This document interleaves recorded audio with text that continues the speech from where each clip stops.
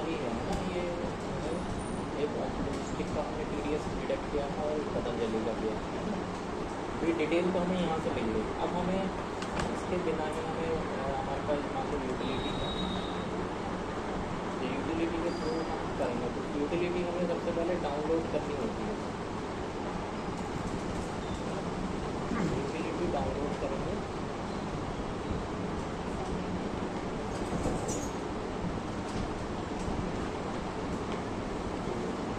जो यूटिलिटी को डाउनलोड करने से पहले एक चीज़ और देख लेते हैं कि हमारा जो लेटेस्ट वर्जन है वो कौन सा चल रहा है। तो वो हमें इनकम टैक्स पोर्टल पे पता लग जाएगा कि लेटेस्ट वर्जन, जैसे इसमें ये जनरेटेड है 7.3 वर्जन 7.3 का है, तो इसमें जो लेटेस्ट वर्जन है वो कौन सा है वो हम यहाँ से देख सकते हैं। वही वर्जन हमें इसमें डाउनलोड करना पड़ता है, क्योंकि वो वही आप उसी की फाइल इसमें अपलोड कर सकते हैं, है ना। यहाँ पे पेन यहाँ से ये TDS TCS के कौन है ना, तो यहाँ देखो ये आ रहा है FPU वर्जन 9.1। तो 9.1 वाला हमें जो है इसमें RPU है वो यूटिलिटी डाउनलोड करने को।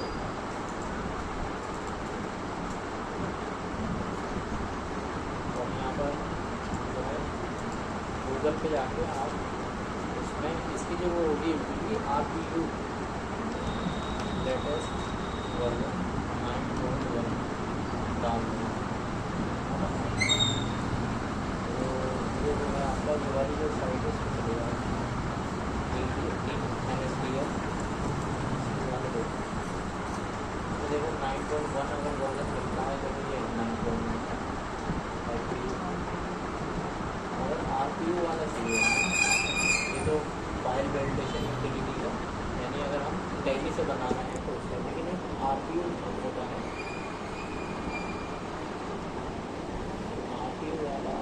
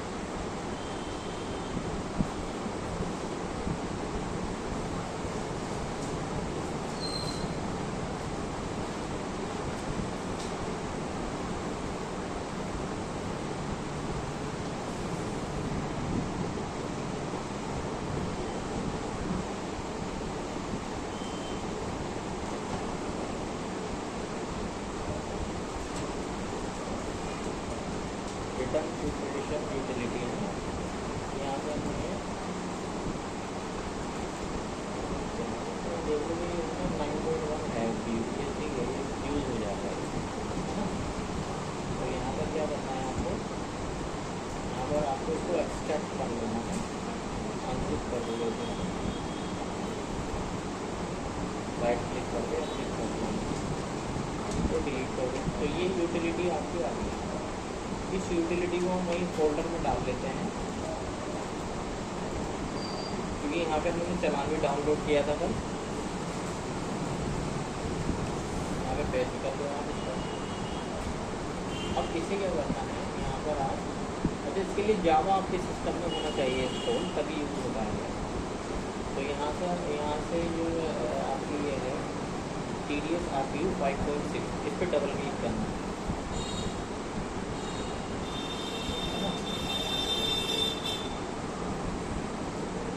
डबल क्लिक करने के बाद ओके कर देंगे इसको, ये ओपन हो जाएगी इसकी यूटिलिटी। यहाँ से आप फॉर्म सेलेक्ट करेंगे जो आपको रिटर्न का फॉर्म फाइल करना है। तो 26 सेलेक्ट कर लेंगे। यहाँ से रेगुलर करेक्शन अगर गलती हो जाती है तो सही करने के लिए करेक्शन होता है, और वैसे रेगुलर होता है। तो यहाँ क्लिक टू कंटिन्यू करेंगे। क्लिक टू कंटिन्यू पर यहाँ पर आपको फाइनेंशियल ईयर देना है। तो फाइनेंशियल ईयर क्या है हमारा 21-22, ठीक है। यहाँ पर क्वार्टर सेलेक्ट करने के लिए कह रहा है क्वार्टर टू है ना, वो सेलेक्ट कर लीजिए। यहाँ पर tax deductor, type of deductor क्या है आपका, कंपनी है, ये कंपनी सेलेक्ट कर लीजिए डिडक्टर टाइप, ठीक है। ये जो मार्क वाले हैं ये सब आपको फिल करने पड़ते हैं, इसमें मार्क लगे हुए हैं, ये स्टार लगा हुआ है ना। तो यहाँ पर 10 नंबर में आएगा, यहाँ 10 नंबर डालना है आपको। ये LKND 05196, यहाँ पर 10 नंबर डालने के बाद यहाँ पर permanent account number pan number डालना है। ये इनका है AABCD6731 है, ये इनका पैन नंबर होगा, है ना। ये हमने जो मार्क वाले हैं वो फिल कर दिए सारे, ठीक है। उसके बाद में नीचे आ जाते हैं, यहाँ पर आपको डालना है डिडक्टर का name, particular of deductor employer. तो डिडक्टर कौन है, कंपनी का नाम डाल देंगे हम। तो यहाँ पर डिलीशिया प्राइवेट लिमिटेड, यहाँ पर आपकी ये होगी ना। ब्रांच डिवीज़न, यानी अगर वो ब्रांच है तो नई ब्रांच नहीं है तो नो लिखेंगे, क्योंकि स्टार है तो डालना पड़ेगा आपको, है ना।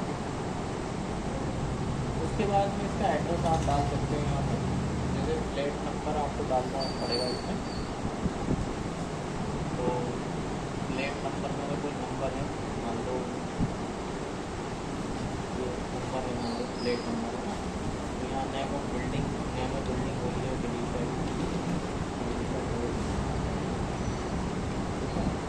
एरिया क्या है इसका, तो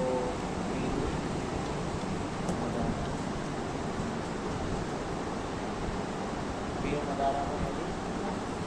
location Ramnagar, location Ramnagar, district Nainital, pin code 244-715, state Uttarakhand, है ना। अच्छा, यहाँ पर ये आपको सब फीड करते हैं। उसके बाद मेल आईडी आप डाल सकते हो, मतलब कोई भी मेल आईडी डाल देना आप।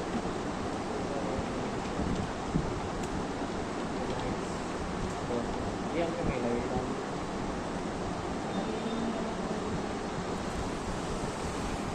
उसके अलावा ये एड्रेस चेंज, आपने क्या एड्रेस चेंज हुआ है तो नहीं, एड्रेस चेंज नहीं हुआ, ठीक है। अच्छा, ये नीचे का क्या है, सेम एज हो, तो आप अगर सेम है तो आप यस कर दोगे उसको, जो एड्रेस वगैरह है वो सेम नीचे फिल हो जाएगा, है ना। कुछ चीज़ें हैं जैसे इसमें रिस्पॉन्सिबल पर्सन कौन है, तो उनका नाम है दीपक, ये उनका नाम है, ठीक है। डेजिग्नेशन क्या है, director number, permanent account number, इनका पैन नंबर डालना होगा, AHX CP0807, ठीक, ये हमने और पैन नंबर डाल दिया, ठीक है। उसके बाद एड्रेस का पता करना है तो ये नो कर दो आप। अच्छा, ये आपका टोकन नंबर लास्ट में था, कोई टोकन नंबर था तो वो नो कर देगा, होता है तो यस करके, यस करने के बाद में वो टोकन नंबर आगे लिख देते हैं, है ना।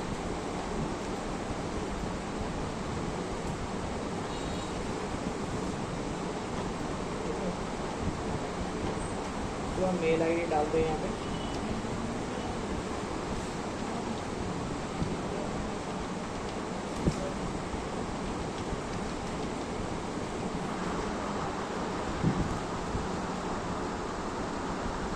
यहाँ पे मोबाइल नंबर आप डाल सकते हो, डाल मोबाइल नंबर डाल दो। डेट है उसका यहाँ पर फीड कर दिया। उसके बाद आता है कि दूसरा यहाँ पे चालान, चालान पे टिक करोगे तो चालान इसके दो थे, दो चालान जो जमा किए थे हमने।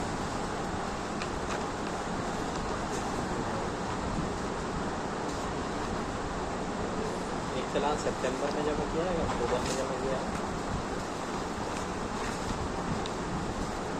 तो ये जो सितंबर वाला हम बता देते हैं, यहाँ पर नीचे ऐड रो में आपको क्लिक करना है, enter number of row to be added. तो दो चालान है तो 2 करके ओके कर देंगे, है ना।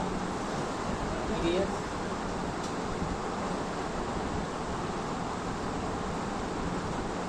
जो है 1240 का TDS से जो अपने काटा है ना, बाकी और कुछ नहीं है उसमें, लेट वगैरह कोई चीज़ नहीं है उसमें। यहाँ पर इसका BSR कोड डाल दो आप, BSR कोड ये है इसके नीचे 0282930, ये बैंक का कोड होता है BSR कोड, है ना। उसके बाद डेट क्या है इसकी, तो डेट ये है इसकी 2 सितंबर 2021 है।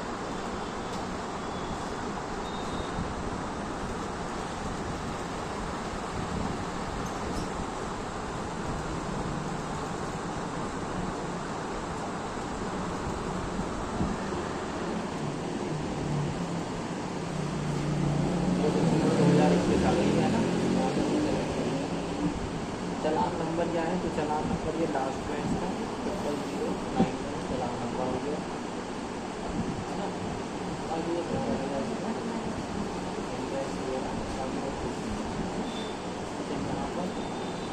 यहाँ पर ये 200 सेलेक्ट होगा, इसका जो पेमेंट है वो, इसका पेमेंट कोड का 200, यहाँ पर कोई लिखा हुआ नहीं, अच्छा ये 200 लिखा हुआ है TDS table by tax payer, 200 के अगेंस्ट आपने किया।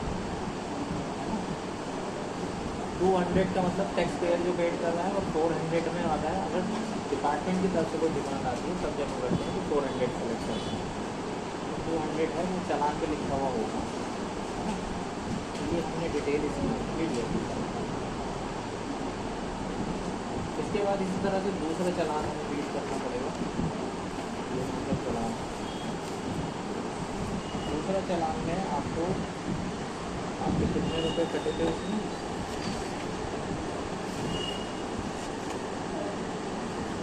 1431 रुपये कटे थे, है ना। बाकी इंटरेस्ट का 3 रुपये, 1431 और इंटरेस्ट कितना था 3 रुपये,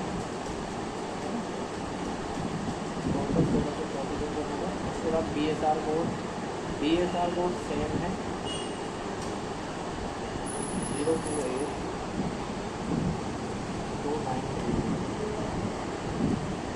चालान की डेट इसकी 9 अक्टूबर 2021 है।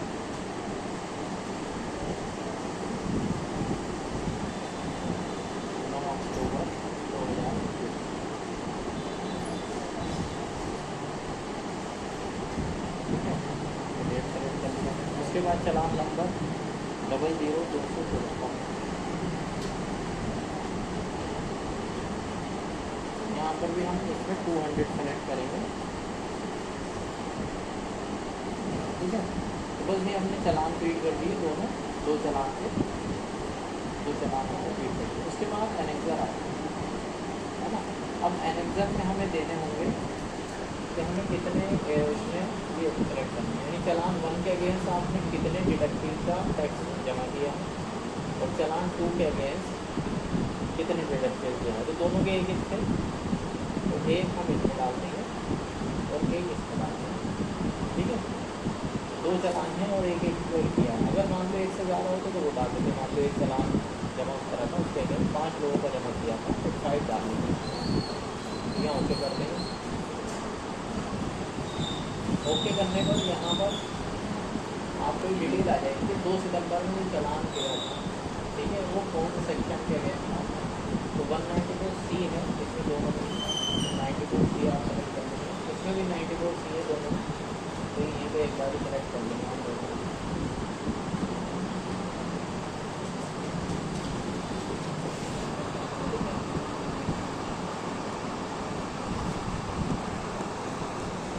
तो यहाँ डिडक्टिव रहते हैं, तो छोड़ो।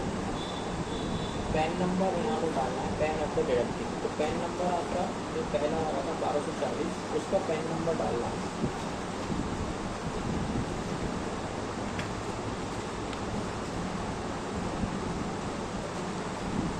तो देखो पहला वाला 1240 पतंजलि का जो पैन नंबर है वो आपको डालना होगा। तो ये है AAFCP 1505B, ये हमने पतंजलि को डाल दिया। Name of the deductive, deductive का नेम क्या है? डिडक्टिव का नेम है इसमें पतंजलि, पतंजलि परिवार।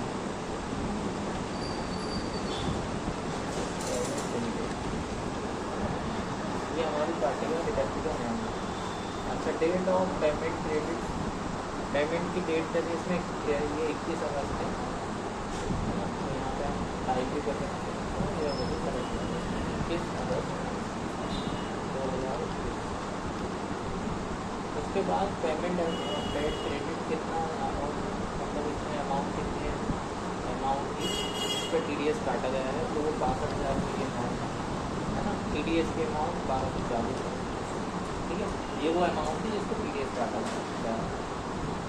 सब चार्ज नहीं है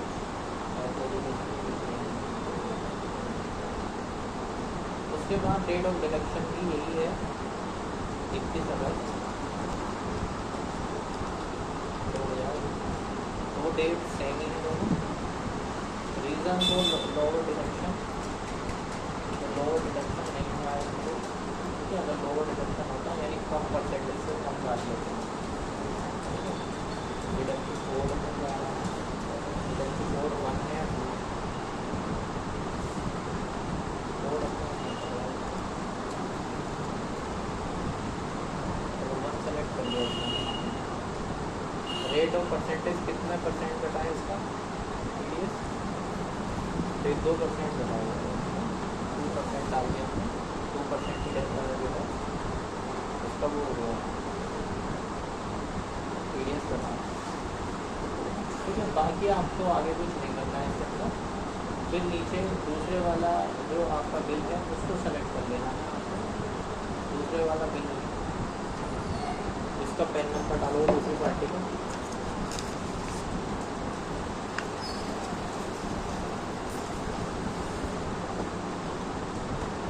दूसरी पार्टी का पेन है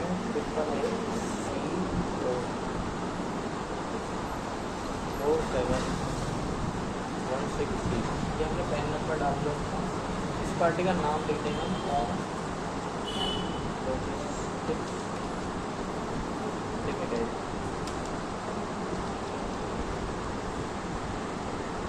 27 सितंबर 2021।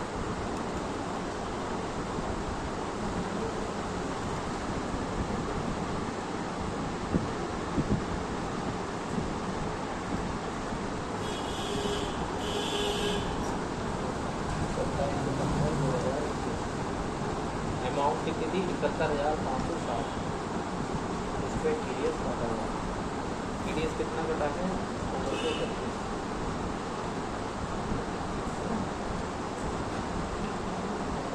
डेट क्या है इसकी? ये 27 सितंबर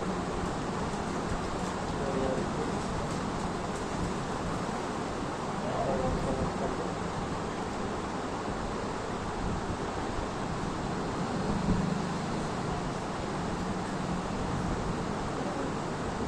यहाँ 2% ही घटा है इसका, ठीक है। तो बस इतना आपको ये फिल कर देना। ये फिल करने के बाद में आपको यहाँ पे सेव भी कर सकते हो इसका एक जो आपने डेट काम किया है, या डायरेक्ट क्रिएट भी कर सकते हो, है ना। तो यहाँ पे मान लो हम क्रिएट करते हैं, अगर कोई गलती हुई है कहीं तो वो मैसेज दे देगा तो यहाँ पर आपका कुछ गलत है। तो क्रिएट करेंगे, यहाँ पर should not be blank at the row 1 and 19, आप ब्लैंक नहीं छोड़ सकते, खाली नहीं छोड़ सकते, मतलब उसमें 0 रो पर डालना पड़ेगा आपको, है ना। तो यहाँ पर 0 डाल देंगे इसको, 0 और 0, ठीक है। इन दोनों को हमने 0 डाल दिया। फिर देखते हैं कितना भी और बताएंगे,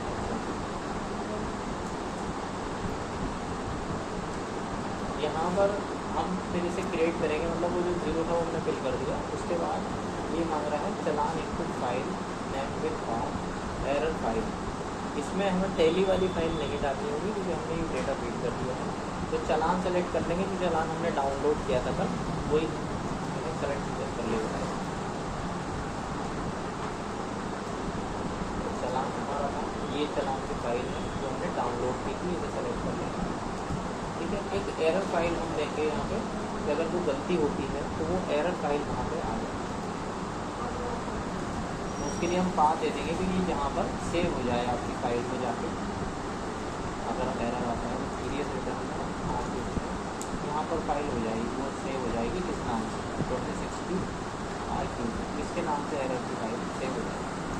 सेव कर दिए। ठीक है, ये दोनों पाथ देने हैं, नीचे का नहीं देना। उसके बाद वैलिडेट करना है, वैलिडेट करके file validate successfully at the path.